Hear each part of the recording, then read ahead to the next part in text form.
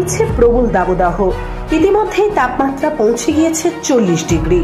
হাওয়া বিভাগ থেকে জারি করা হয়েছে কমলা সতর্কতা। এই তাপপ্রবাহের সময় কিভাবে সুস্থ রাখবেন নিজের শিশুদের, কি বলছেন শিশুরোগ বিশেষজ্ঞ ডাক্তার প্রান্তিক ভট্টাচার্য।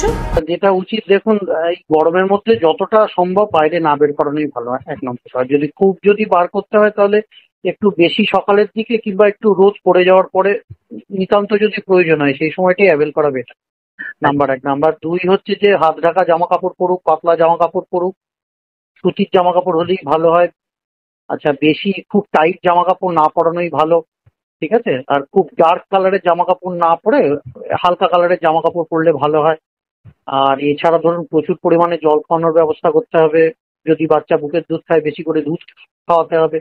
সারাদিন যাতে ঘন ঘন পেচ্ছাপ হয়। ছোট বাচ্চার ক্ষেত্রে 24 ঘন্টা অন্তত 5-6 বার করে ইউরিন হতেই হবে, সাদা পেচ্ছাপ একদম, ঠিক আছে? এছাড়া যদি অতিরিক্ত গা গরম বলে মনে হয় স্নান করানো ছাড়াও এইসবগুলো মোটামুটি করতে হবে। আর খাবারে যেন জলের ভাগ বেশি থাকে। একটু বড় বাচ্চাদের ক্ষেত্রে ওরা তো কখন জল খায় কখন ফেলে দেয় কিছু বোঝা যায় না, যাতে বেশি করে জল খায়। জল, ওআরএস, ডাবের জল হোক, ডালের জল হোক, বেশি করে যাতে জল খায়, এগুলো একটু খেয়াল রাখতে হবে।